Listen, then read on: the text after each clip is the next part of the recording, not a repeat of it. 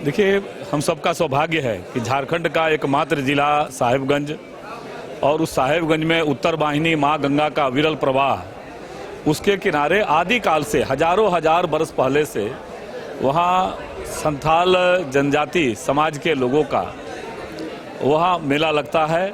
और माघी पूर्णिमा के दिन कह सकते हैं कि आदिवासी महाकुंभ, जहाँ देश और दुनिया के अंदर जहाँ भी संथाल समाज के लोगों का बहुतायत है, सफाहोड़ गुरु बाबा है, वह गुरु बाबा वहाँ जाकर के नेम निष्ठा के साथ अपने पूजा पद्धति के साथ वह शामिल होते हैं, माँ गंगा में स्नान करते हैं और मध्य रात्रि के बाद से उनका अनुष्ठान शुरू होता है और लाखों श्रद्धालु उसमें पहुँचते हैं। कल ही उसका उद्घाटन होने वाला है और वह अपने आप में देश के एक तरह से कह सकते हैं कि सबसे बड़ा आदिवासी महाकुंभ जो नदी के किनारे लगता है, माँ गंगा के किनारे लगता है, यह उसके रूप में स्थापित है।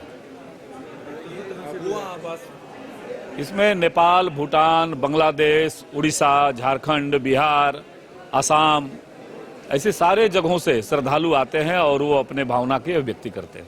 ये झारखंड सरकार जो है वो कह रही है कि अबुआ आवास योजना जो है वो आने वाले चुनाव में एक मील का पत्थर साबित होगी और आप लोगों के सारे जो ये आरोप है भ्रष्टाचार के, उसको भी वो पीछे कर रही है। क्या कहें? नहीं, अभी तो मैंने तो विधानसभा के माध्यम से प्रश्न भी लाया है और जिस प्रकार की खबरें राज्य के हर अखबार में, हर जिलों में प्रकाशित हो रही है, पंचायती राज के जो हमारे जनप्रतिनिधि है, मुखिया जगह जगह उपायुक्त कार्यालय में, ब्लॉक कार्यालय में जाकर के प्रतिकार कर रहे हैं, तो निश्चित रूप से यह भ्रष्टाचार का भेंट चढ़ गया है। जैसे झारखंड में खनिज संपदा, प्राकृतिक संसाधनों का लूट हुआ, उसी प्रकार से अबुआ आवास भी उसी प्रकार के लूट का शिकार हो गया है। संपदा बहुत आक्रोशित थे कि आप लोग जो है अबुआ आवास को बबुआ आवास कहते हैं। नहीं, यह तो अब उनके कौन बबुआ आकर के इस आवास योजना को, सरकार की योजना को, ये पैसा सरकार का होता है, जनता का पैसा होता है, और उस पैसे को, उस राशि को, उस व्यवस्था को लूटखंड बनाने का जिन लोगों ने ये प्रयत्न किया है, उसका तो पाई पाई हिसाब राज्य की जनता को बताना पड़ेगा।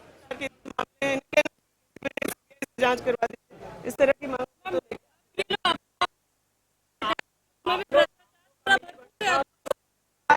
सरकार अबुआ आवास को लेकर सतर्क है और उसको एक्शन से करने का प्रयास कर रही है आप लोगों को। लेकिन मैं पहले भी बोलती रही हूँ कि जो सरकारी महकमा है वो करवाती रही है सख्ती से अबुआ आवास में जो सही में उनको मिले। की सूची भाजपा के समय में बनी थी, वैसी सूची हम लोग नहीं चाहते हैं। आवास की संख्या बढ़ाई गई है क्योंकि आपने देखा जब सर्वजन पेंशन हम लोगों ने किया तो 60 से ऊपर सभी को जब पेंशन मिल रहा था तो भ्रष्टाचार का कोई स्कोप ही नहीं था।